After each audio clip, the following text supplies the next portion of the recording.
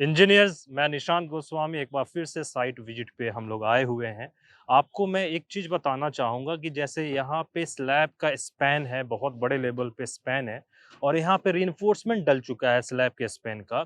Generally engineers और students को confusion होता है, हमारे लास्ट एक साइट की वीडियोज़ में भी कई सारे कमेंट्स आए कि सर स्लैब का रिइंफोर्समेंट डल गया, बिना कवर ब्लॉक का, ये कैसे पॉसिबल है? तो मैं बताना चाहूँगा उस समय तक जो स्लैब का रिइंफोर्समेंट डला था, वो इनकम्प्लीट था। उसके आगे के प्रोसीजर ये थे कि स्लैब होता है बड़ा, स्लैब का स्पैन होते हैं बड़े, छोटे-छोटे तो स्पैन होते नहीं है कि आपको कवर ब्लॉक लगाएगा बीम की तरह या कॉलम की तरह कवर ब्लॉक पहले लगाएँगे फिर रिइंफोर्समेंट डालेंगे। यहाँ पे होता क्या है, कांसेप्ट ये होता है कि पहले रिइंफोर्समेंट पूरा डाल देते हैं और उसके बाद से आप देखेंगे यहाँ पे जो बार बेंडर्स लोग हैं यहाँ पे कवर ब्लॉक लगा रहे हैं। यहाँ पे जो लेबर्स वर्क है यहाँ पे देखेंगे यहाँ पे कवर ब्लॉक लगाया जा रहा है इसके हेल्प से। फिर आप देखेंगे यही जो आपकी इक्विपमेंट्स है, इस इक्विपमेंट से ये अपलिफ्ट करते हैं और दूसरा बंदा जो है यहाँ पे कवर ब्लॉक डालता है। तो इससे क्या होता है, कवर ब्लॉक का प्लेसिंग रिइंफोर्समेंट के साथ हो जाता है। इससे फायदा क्या होता है, दिमाग में ये सवाल आएगा कि पहले कवर ब्लॉक क्यों नहीं डाल के रिइंफोर्समेंट डालते। एक्चुअली स्पैन होता है बड़ा और स्पैन होता है बड़ा और उसमें कवर ब्लॉक आप पहले डाल दोगे, उसके ऊपर रिइंफोर्समेंट डालोगे तो कवर जो होता है, कवर ब्लॉक जो होता है वो मिसप्लेस हो जाएगा और साथ ही जो गैप मेंटेन करना है स्लैब स्लैब के स्पैन जो शटरिंग लगा हुआ है नीचे, जो ये लगा हुआ है प्लाईवुड, और ये जो गैप है जो 20 एमएम या 25 एमएम का जो गैप होता है, ये आपका डिस्टरबेंस हो जाएगा। तो इसके लिए करते क्या है कि पहले रिइंफोर्समेंट डाल देते हैं, पूरा मेश बिछा देते हैं और उसके बाद से इसी इक्विपमेंट से लेके अपलिफ्ट किया जा रहा है और फिर कवर ब्लॉक जगह-जगह पे डाला जाता है। अब कवर ब्लॉक कितना प्लेस में डाला जाता है, ये भी एक स्टैंडर्ड होता है। ये नहीं कि जगह-जगह पे जहाँ मन करेगा वहाँ पे हम लोग डाल देंगे। तो इसका भी एक स्टैंडर्ड नॉर्म्स होता है कि कवर ब्लॉक एक पर्टिकुलर एरियाज़ में हम लोग डालते हैं।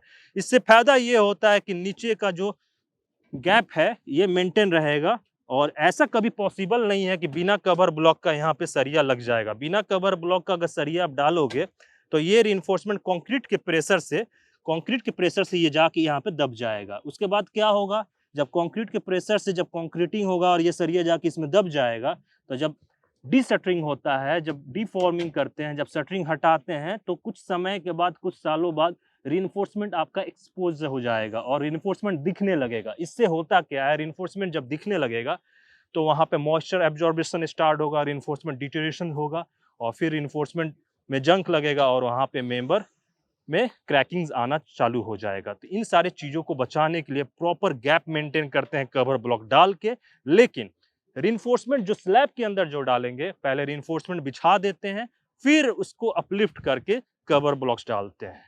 जनरली आप देखेंगे यहाँ पे बहुत बड़े लेवल पे ओवरऑल देखिएगा तो पूरा ओवरऑल एरिया देखिएगा तो बहुत बड़ा स्लैब है, लेकिन इस पूरे स्लैब को सेक्शन वाइज मतलब स्पैन वाइज हमने यहाँ पे डिवाइड किया है। यहाँ पे साइड पे स्पैन 1, स्पैन 2, स्पैन 3 ऐसे डिवाइड है। जैसे ये एक स्पैन है, दूसरा स्पैन वहाँ है, तीसरा स्पैन यहाँ है, चौथा स्पैन ऐसे ऐसे कई सारे स्पैन है। अब इस स्पैन में हमें मेन बार और डिस्ट्रीब्यूशन बार का रिइंफोर्समेंट डालना होता है। तो जनरली पहले ये समझना पड़ेगा हमें कि ये वन वे स्लैब है या टू वे स्लैब कंसेप्ट है। आपको मैं बता देना चाहता हूं कि ये आपका टू वे स्लैब है। टू वे स्लैब का मतलब होता है आपका दोनों वे से आपका लोड ट्रांसफर होगा। मतलब आप यहाँ पे देखेंगे इधर भी बीम है। टू वे स्लैब का कंसेप्ट ये होगा कि चारों तरफ बीम रहता है। आप इधर भी बीम देखेंगे, यहाँ पे भी बीम देखेंगे, स्लैब यहाँ पे है और इधर भी बीम देखेंगे, उधर भी बीम है और यहाँ पे भी बीम है, चारों साइड बीम है। तो टू वे स्लैब का कंसेप्ट ये होता है कि स्लैब का जो स्पैन होता है उसके चारों तरफ से बीम बॉन्डेड होते हैं और आपको पता होगा L by b, longer span divide by shorter span. अगर उसको हम लोग डिवाइड करते हैं तो कैलकुलेशन में अगर 2 से लेस वैल्यू आता है तो उस जगह पे टू वे स्लैब डलता है। तो यही कंसेप्ट को बताते हुए आगे बढ़ते हैं और मैं आपको बताना चाहूंगा कि ये स्लैब का स्पैन है और यहाँ पे मेन बार जो प्लेस होते हैं वो नीचे होते हैं और डिस्ट्रीब्यूशन बार जो प्लेस होते हैं वो ऊपर होते हैं। मैं एक बार फिर बताना चाहूंगा, अभी इसके नीचे कवर ब्लॉक प्लेस होना बाकी है। कंफ्यूजन में ना रहें कि सर बिना कवर ब्लॉक का कैसे पॉसिबल है। अब देखेंगे ये मेन बार और डिस्ट्रीब्यूशन बार, जो बॉटम बार है, ये जो बॉटम बार है वो मेन बार है, और इधर का आप जंक्शन पे देखेंगे ये एक स्पैन है।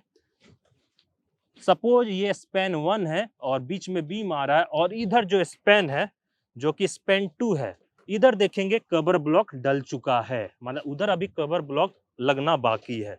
और यहाँ पे जंक्शन में देखेंगे कि इधर का जो मेन बार है, मतलब जो इस स्पैन का मेन बार है जो कि बॉटम में पड़ा हुआ है, और इस स्पैन का जो मेन बार है जो कि बॉटम में पड़ा हुआ है, ये दोनों आके बीम में कैसे मर्ज होते हैं। और मर्ज करने का मेन मकसद ये होता है कि स्लैब का जो लोड है जो कि आपका डिस्ट्रीब्यूशन पे पड़ता है और डिस्ट्रीब्यूशन से ट्रांसफर होता है मेन बार पे लोड, और उस मेन बार का काम होता है कि लोड को ट्रांसफर कर देना इस बीम में। जो भी लोड यहाँ पे लगेगा, इस स्पैन पे लगेगा, वो आता है पहले कंक्रीट के थ्रू इंटर करेगा, और कंक्रीट के थ्रू जो इंटर करेगा वो आता है कंप्रेस करता है डिस्ट्रीब्यूशन बार पे, और डिस्ट्रीब्यूशन बार पे जब पड़ता है तो उससे ट्रांसफर, डिस्ट्रीब्यूशन बार का मतलब ही होता है डिस्ट्रीब्यूट करना। तो बार का पे जो लोड आएगा वो डिस्ट्रीब्यूट करेगा मेन बार पे, अब मेन बार का जो डिस्ट्रीब्यूशन, जो मेन बार पे जो लोड आएगा वो ट्रांसफर होता है बीम में। इसलिए हमेशा याद रखिएगा कि स्लैब का जो लोड होता है वो बीम में ट्रांसफर होता है, इसलिए स्लैब का जो सरिया होता है वो बीम में जाके मर्ज किया जाता है, एंकरेज किया जाता है। अब यहाँ पे कंसेप्ट ये है, दो तरह के कंसेप्ट आते हैं कि सर स्लैब का सरिया जो होता है वो बीम में एल के मोशन में जाके एंकरेज होगा, लेकिन यहाँ पे एल के मोशन में जाके एंकरेज नहीं हो रहा है। डेवलपमेंट लेंथ एल के, डेवलपमेंट लेंथ जो एल लेंथ होता है उस मोशन में जाके एंकरेज होता है, लेकिन यहाँ पे जो एंकरेज ना होके ये बस यहाँ पे मर्ज हो रहा है। उधर का स्पैन का मेन बार और इधर का स्पैन का मेन बार यहाँ पे आप देखेंगे, ये यहाँ पे अभी टाई होना बाकी है, ये डिफॉल्ट है। यहाँ पे ये देख रहे हैं, यहाँ का मेन बार और इधर का मेन बार अभी यहाँ पे बाइंडिंग वायर से यहाँ पे बांधना बाकी है, यहाँ पे बांधना बाकी है। ये अगर नहीं बंधेगा यहाँ पे तो ये आपका कंक्रीट के प्रेशर से ये खुल सकता है। तो ये एक तरह का बहुत ही बड़ा एरर होता है जो कि यहाँ पे बाइंडिंग वायर से बांधना जरूरी है। तो इधर का मेन बार और इस स्पैन का मेन बार आप देखेंगे यहाँ पे आके बाइंडिंग हो जाएगा बीम में, इसका लोड और उस स्पैन का लोड आके यहाँ पे ट्रांसफर होता है, और बीम में जो लोड ट्रांसफर होता है वो कॉलम के थ्रू आपके नीचे जाएगा और कॉलम के थ्रू फाउंडेशन फुटिंग में जाके ट्रांसफर हो जाता है। ये तो मेन बार का मैंने बताया। ठीक वैसे ही आप इधर डिस्ट्रीब्यूशन बार का देखेंगे कंसेप्ट।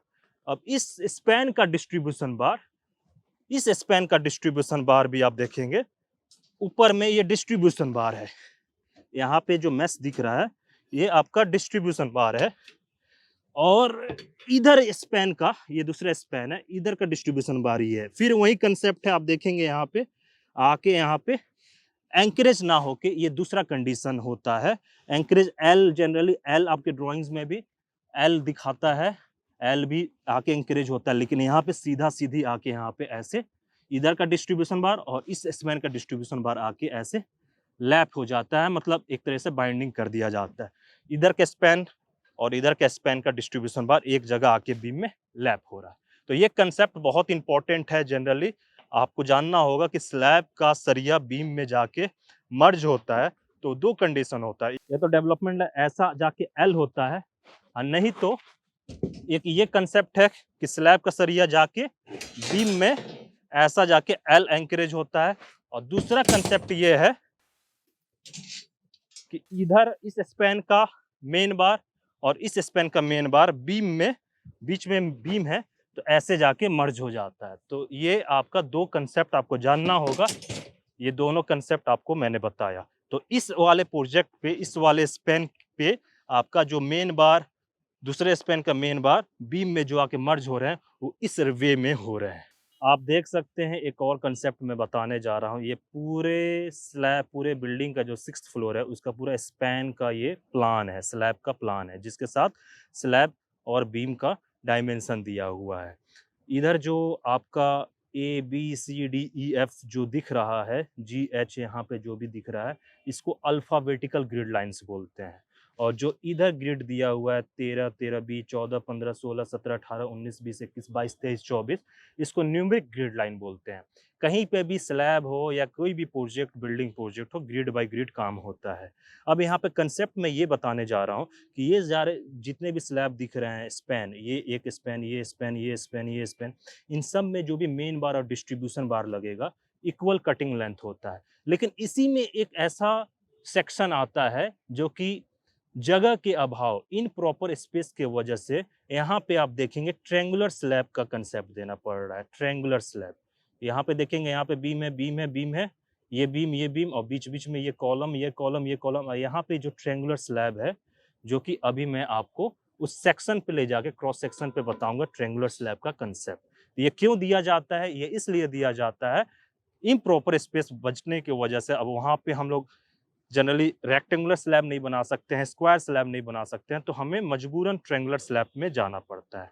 ट्रायंगुलर स्लैब में जो मेन बार और डिस्ट्रीब्यूशन बार जो लगेगा, उसका कटिंग लेंथ वेरी होता है। बाकी इन सब स्लैब में आप देखेंगे एक बराबर मेन बार लग रहा है, एक बराबर डिस्ट्रीब्यूशन बार लग रहा है।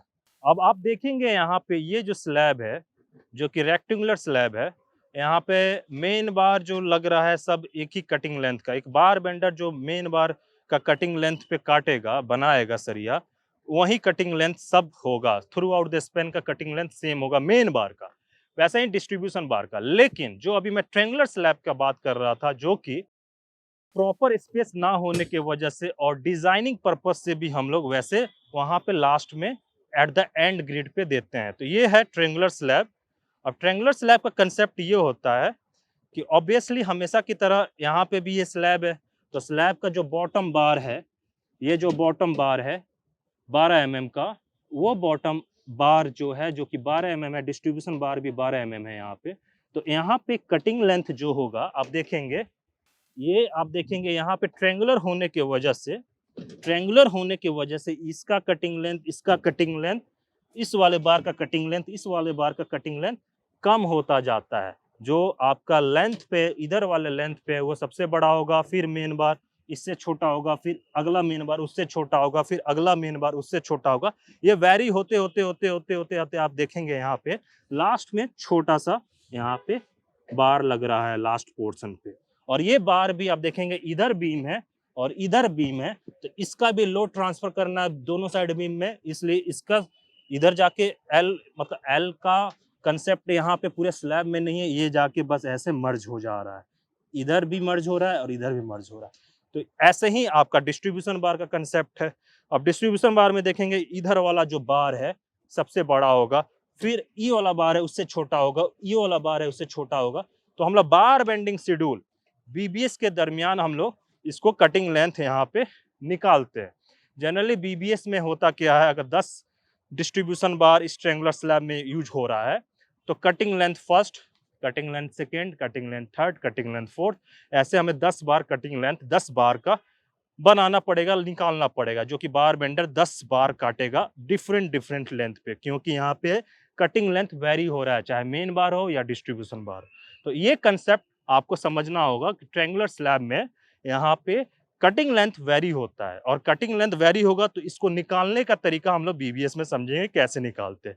और ये क्यों देते हैं ट्रायंगुलर स्लैब, तो आप देखेंगे आगे स्पैन नहीं है, आगे का हमारा स्पैन नहीं है, तो डिजाइनिंग पर्पस एक रीजन है। और दूसरा रीजन है कि हमारा रेक्टेंगुलर स्लैब अब यहाँ पे हम लोग दे नहीं सकते हैं, हमारे स्ट्रक्चर इंजीनियर के द्वारा वैसा ड्राइंग डिजाइन नहीं किया गया है कि हम लोग दे, या आपके आर्किटेक्चर प्लान जो कि नीचे से ऊपर होता हुआ आ रहा है उसके अकॉर्डिंगली हम लोग यहाँ पे रेक्टेंगुलर स्लैब नहीं दे सकते, इस रीजन से हमें ट्रायंगुलर स्लैब देना पड़ रहा है।